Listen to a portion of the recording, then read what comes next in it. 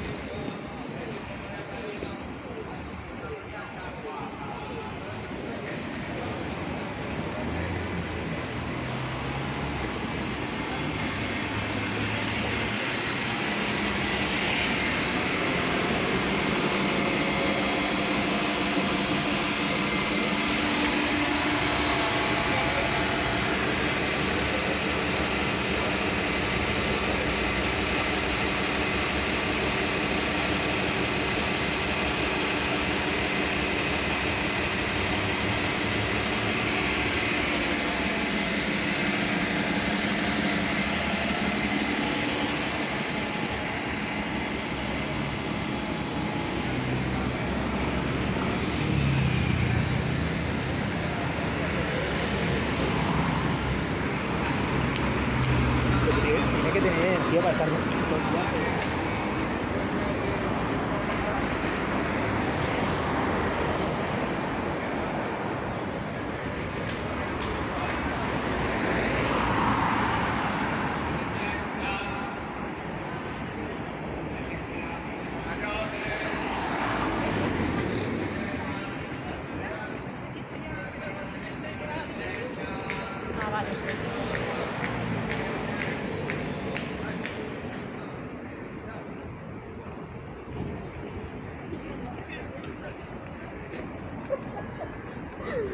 Sorry.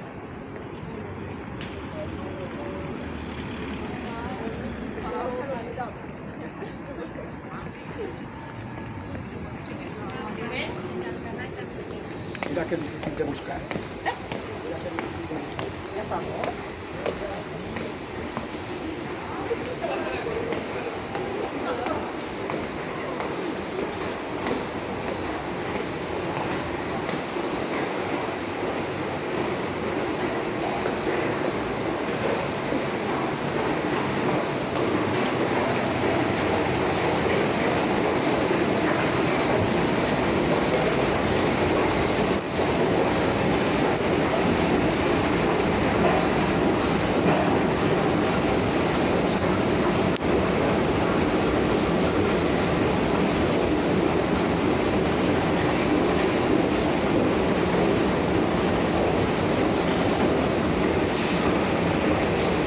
Yun na nga po guys, at may inayos akong mga papeles doon sa building na yon. Ano ba yan? Nagkabulol-bulol na naman ako.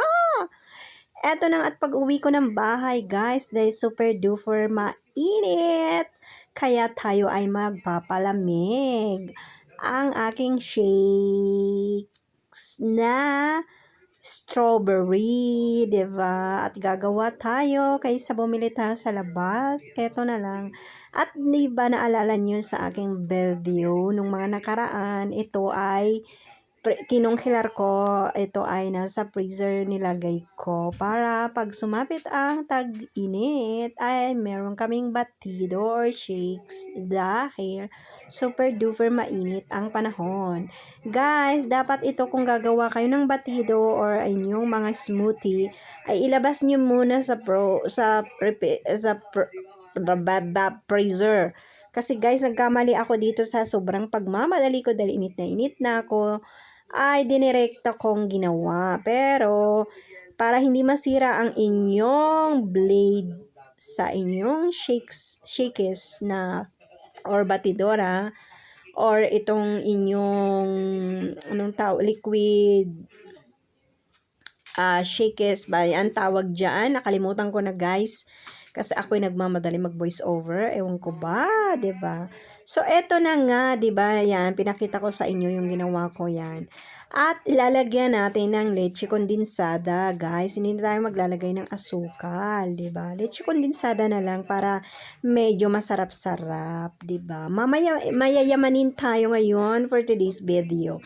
Kaya leche kondensada ang aking nilagay at ang ating all-purpose cream na pang dessert, 'di ba? Kasi meron all-purpose cream na pang cooking. So ito ang ginamit ko ang aking dessert dahil pwede nyo tong gawing panglagay sa cake. Dahil itong all-purpose cream na to, ibig sabihin pwede nyo siyang anuhin, anong tawag doon? Pataasin or depende pag i-blinin, shinake nyo siya, ay talagang dumadami siya. Yun ang ibig kong sabihin. So, eto na nga, tinagyan ko rin siya ng konting tubig. Imbes fresh milk, ito ang nilagay ko tubig. Kasi nga po guys, magmimenos tayo ng calories. Kaya, eto ang nilagay ko. So, eto na nga at babatingin natin siya dito. I-shake natin pala, Shake natin siya dito ng paunti-unti kasi baka mamaya masira ang aking blade. Kasi super duper matigas siya dahil naka-frozen nga siya, guys. Nagkamali ako, diba yan?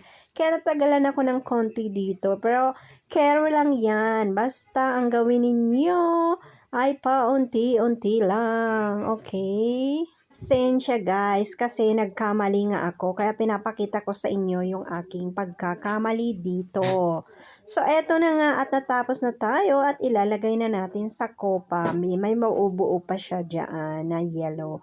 Pero kaya lang yan guys, okay lang yan, okay? At huwag niyong hahawakan yung blade doon kasi baka mamaya masugatan kayo. Basta ang inyong paglinis dito, pwede niyo rin siyang ibalik ulit. At paandarin ninyo, lagyan nyo ng tubig at paandarin ninyo at linisin nyo. Okay lang. O kung hindi naman yung ganyanin nyo na lang siya ng brush. Okay lang yan. At ito na nga at lalagyan natin ng ating spray na nata. Guys, 'di ba? So, yan na ang ating spray cream ang tawag or spray cream. Okay, spray cream. Ganon. Nako, 'di ba? Naging Espanyol na talaga yung aking pananalita. Kung ano yung nakasulat, yun din na talaga ang pambasa dito, guys. Ganun talaga dito. Okay, at nilagyan na nga natin. At syempre, nilagyan ko rin siya ng etong kaong bato or ano. Nilagyan ko siya, guys. Pero nagsisi ako kasi yung dapat kulay pula or pink. Nilagyan ko na rin siya ng marshmallow dyan. So, yan. Pero yung green na yan ayaw kainin ng anak ko. Kaya akong kumain lahat. 'Di ba? Kasi wala nga akong cherry. Wala akong cherry, guys. Kaya yan ang inilagay kong pang dekorasyon dyan. Pero kahit na anong gusto nyong i-dekorasyon na panlagay, okay lang din naman. 'Di ba? At nilagyan ko ng straw. 'Di ba? Para super duper ang aming etching dito sa aming pagmimerienda. O, 'di ba? Ang aming smoothie, strawberry smoothie. So, batido de fresa ang tawag namin dito. So, eto na nga, napakasarap at kahit na anong prutas, pwede nyong gawin, guys. Kahit na mangga, banana, avocado, at napakasarap talaga at napaka-healthy. Kaya gawin nyo na dahil, nako, ang sarap sa pakiramdam kapag super duper mainit. Tapos iinom kayo ng ganito. Nako, mababawasan ang init ng katawan ninyo. Pati yung anyong mga stress sa katawan. Nako, sinasabi ko sa inyo, grabe talaga. O, diba? At habang nanonood ako ng TV, ay, eto, diba? Nagre-relax ako dito. Super duper. So, guys, hanggang dito na lang ang aking video. And kapag nagustuhan nyo naman, please, subscribe and like and share. Diba? Thank you nga pala sa inyong panonood. At ingat po kayo lagi at lagi akong sinasabi kapag may problema, kailangan pa rin ngumiti at tayo magpasalamat sa Panginoong Jesucristo. At kapag lalabas ng bahay, kailangan pa rin dalhin si Mr. at si Miss Pasensya para buhay ay laging masaya. So guys, hanggang dito na lang po ang aking video for today. So ingat po kayo lagi, 'di ba? At kapag mahalin nyo ang iyong pamilya, ingatan ninyo rin ang inyong sarili. Kasi importante po, iisa lang ang